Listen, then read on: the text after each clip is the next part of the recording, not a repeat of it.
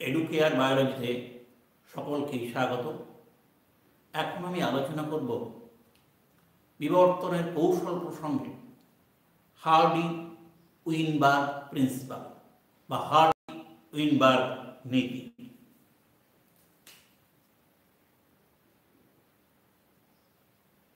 Hardy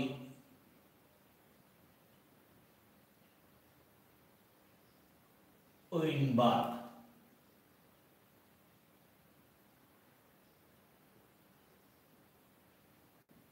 principal বা HW principal.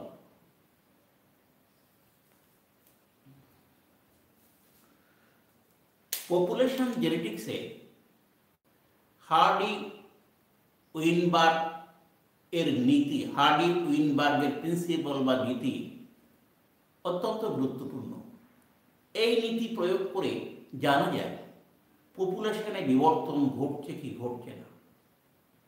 Hardy হলেন একজন ব্রিটিশ গণিতজ্ঞ, উইনবার্গ হলেন জার্মান চিকিৎসক। এই দুজনের প্রবর্তিত নীতিকে বলা হয় হার্ডি উইনবার্গ প্রিন্সিপাল।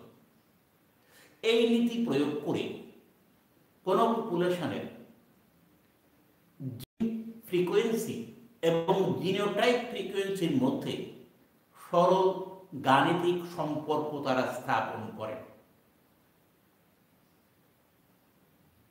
এই হলো পটভূমিকা। এবার এই HW নীতি কি?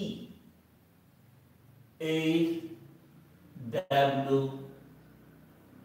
নীতি কি বা কাকে বলে? হার্ডি উইনবার্গের মতে কোন বৃহৎ এবং যদৃচ্ছ বা যথেচ্ছ অন্তগুণ প্রজনন সম্পন্ন মেন্ডেলীয় পপুলেশনে যদি অভিব্যক্তির বিভিন্ন শর্ত যেমন মিউটেশন বা পরিব্যক্তি, জিন প্রবাহ, জেনেটিক ড্রিফট এবং প্রাকৃতিক নির্বাচন না কার্যকরী থাকে, তাহলে ওই পপুলেশনের জিন ফ্রিকোয়েন্সি এবং জিনোটাইপ ফ্রিকোয়েন্সি বংশ পরম্পরার পরায় প্রতিটি জন্মুতে অপরিবর্তিত থাকে। এই সূত্রকে বলা হয় HW প্রিন্সিপাল বা হার্ডি উইনবার্গ প্রিন্সিপাল। আবার বলছি, একটা বৃহৎ এবং যদৃচ্ছ অন্তঃপ্রজনন গুণ সম্পন্ন মেন্ডেলীয় পপুলেশন যদি জিন প্রবাহ, জেনেটিক ড্রিফট, মিউটেশন, প্রাকৃতিক নির্বাচন প্রভৃতি ঘটনা অনুপস্থিত থাকে, তবে সেই পপুলেশনের জিন ফ্রিকোয়েন্সি এবং জিনোটাইপিক ফ্রিকোয়েন্সি প্রতিটি জন্মতে অপরিবর্তিত থাকবে। এই ঘটনাকে বলা হয় হার্ডি উইনবার্গ নীতি। মেন্ডেলীয় পপুলেশন জিনিসটা কি? তাহলে হার্ডি উইনবার্গ প্রিন্সিপাল নীতি কি হলো?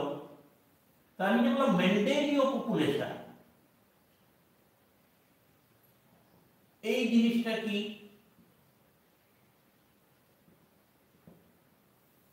কোন ভৌগোলিক অঞ্চলে অবস্থিত যে পপুলেশন,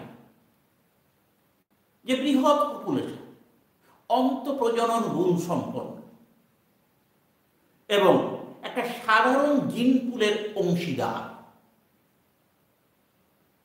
এবং যেখানকার বংশানুসরণ মেন্ডেলীয় সূত্রানুসারে ঘটে, সেই পপুলেশনকে মেন্ডেলীয় পপুলেশন বলে, বা বলা হয় র্যান্ডম মেটিং পপুলেশন, বা বলা হয় প্যানমিকটিক পপুলেশন।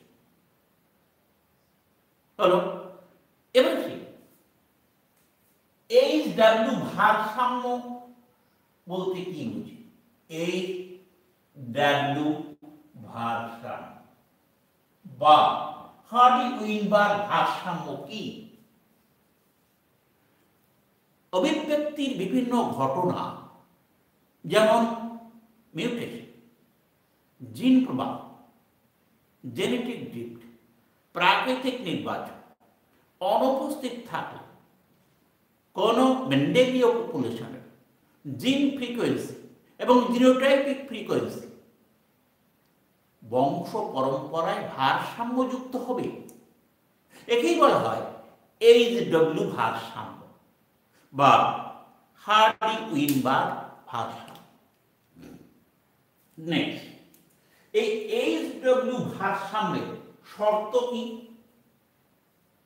এইচডব্লিউ বা হার্ডি-উইনবার্গ ভারসাম্যের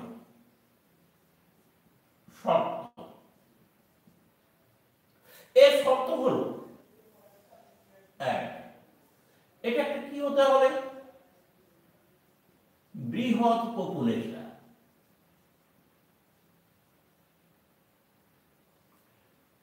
এই পপুলেশনের কি হবে? যথেচ্ছ অন্তঃপ্রজনন গুণ সম্পন্ন, যথেচ্ছ প্যারান্ডাম ম্যাটিং অন্তঃপ্রজনন গুণ সম্পন্ন। এখানে অভিব্যক্তির শর্ত যেমন কি মিউটেশন কার্যকরী হবে না, জিন প্রবাহ কার্যকরী হবে না, জেনেটিক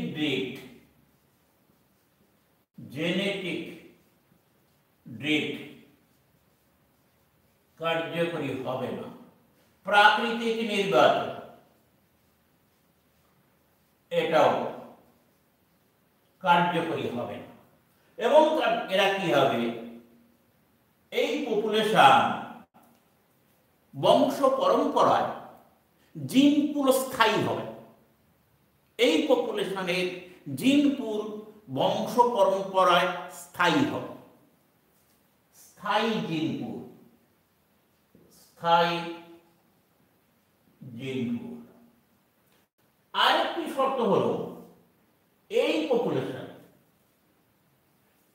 পুরুষ এবং স্ত্রী সংখ্যার আনুপাতিক ভারসাম্য থাকবে। স্ত্রী পুরুষের সংখ্যা আনুপাতিক ভারসাম্য।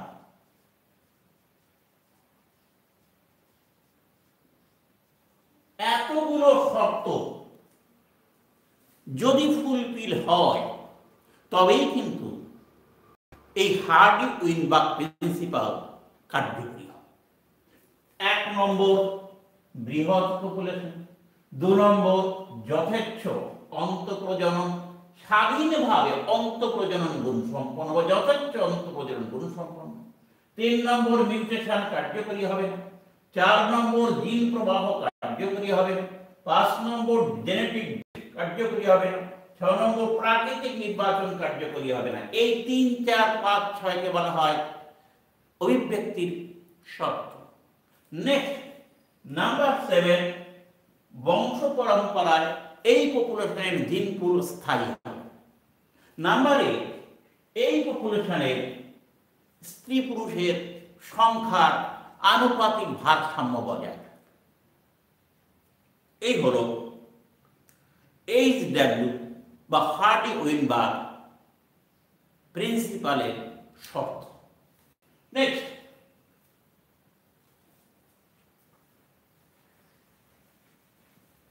এবার দেখো এই হার্ডি-উইনবার্গ প্রিন্সিপালের গুরুত্ব। হার্ডি-উইনবার্গ প্রিন্সিপালের গুরুত্ব।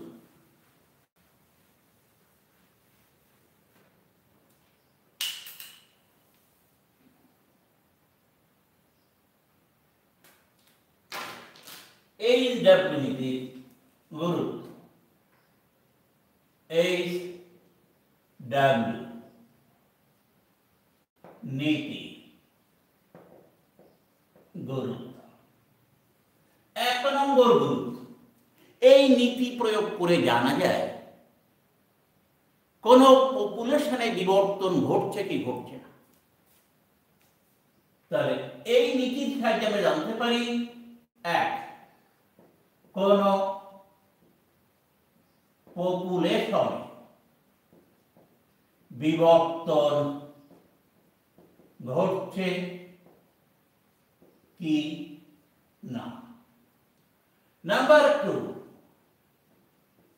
এই এইচডব্লিউ নীতি বিবর্তনের অগ্রগতি ব্যাহত করে। অগ্রগতি ব্যাহত করে। নাম্বার 3, এই এইচডব্লিউ নীতি মিউটেশনকে প্রশমিত করে। মিউটেশন কে প্রশমিত করে। নাম্বার 4, এই এইচডব্লিউ নীতি আমরা জানি যে কোন পপুলেশনে জিন ফ্রিকোয়েন্সি এবং জিন ফ্রিকোয়েন্সি যদি ভারসাম্য থাকে, তা থেকে আমরা জানতে পারি যে বিবর্তন ঘটছে কি ঘটছে না। তা জিন ও এই জিন ফ্রিকোয়েন্সি ও জিনোটাইপ ফ্রিকোয়েন্সি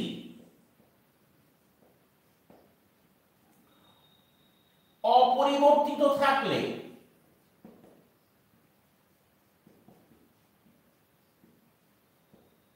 বিবর্তন ঘটছে না।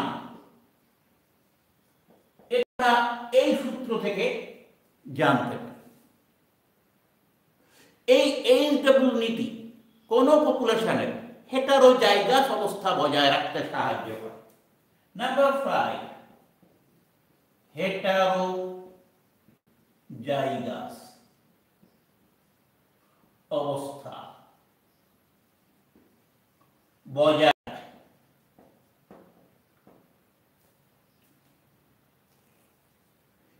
এইচডব্লিউ প্রিন্সিপাল কোন পপুলেশনের হেটারোজাইগাস অবস্থা বজায় রাখে।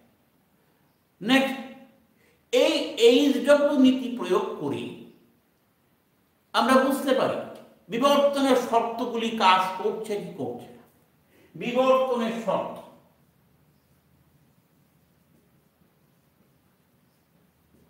কি? এটা হলো পরিব্যক্তি বা মিউটেশন, নেক্সট জিন প্রবাহ,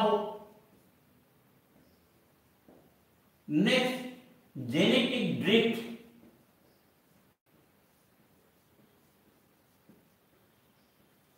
নেক্সট প্রাকৃতিক নির্বাচন।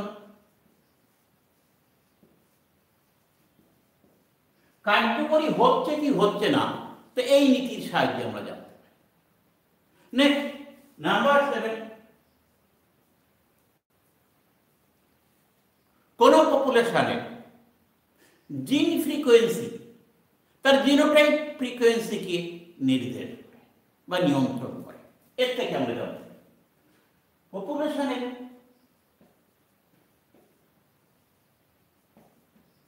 জিন ফ্রিকোয়েন্সি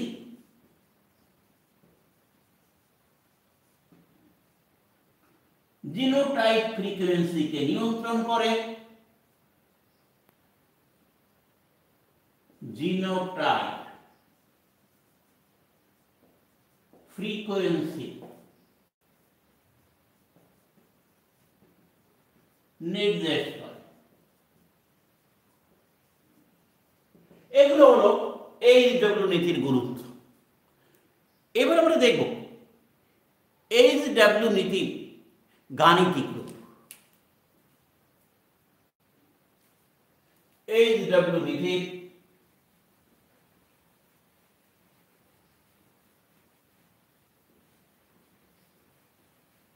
গাণিতিক রূপ।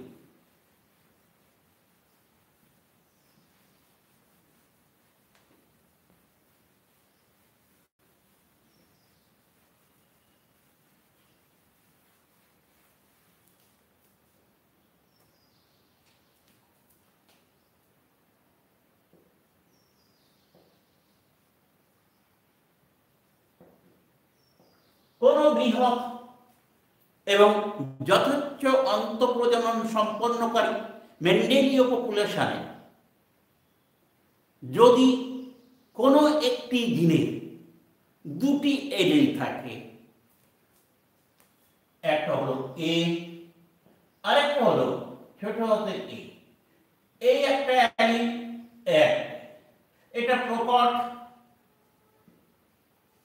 এটা হলো প্রচ্ছন্ন। কোন একটি মেন্ডেলীয় পপুলেশন, একটা বৃহৎ পপুলেশন যারা আন্তঃপ্রজনন গুণ সম্পন্ন, সেখানে কোন একটা জিনের দুটি এলিল, একটা হচ্ছে বড় হাতের এ আর একটা হচ্ছে ছোট হাতের এ, দুটো, একটা হচ্ছে প্রকট এলিল, একটি প্রচ্ছন্ন এলিল হল, এবং এ এলিলে জিন ফ্রিকোয়েন্সি যদি ছোট হাতের টি হয় আর এ এলিলে জিন ফ্রিকোয়েন্সি যদি ছোট হাতের কিউ হয়, তাহলে এই এইচডব্লিউ নীতির গাণিতিক রূপগুলি হলো p plus q equal to 1, p plus q whole square equal to 1, এবং p square plus 2pq plus q square equal to 1। এই হলো এইচডব্লিউ নীতি গাণিতিক রূপ। আজকে এইটা আমি প্রথম পার্ট আলোচনা করলাম। সেকেন্ড পার্টে এই গাণিতিক সমস্যা নিয়ে আলোচনা করবো কয়েকটি। ভালো থাকবে।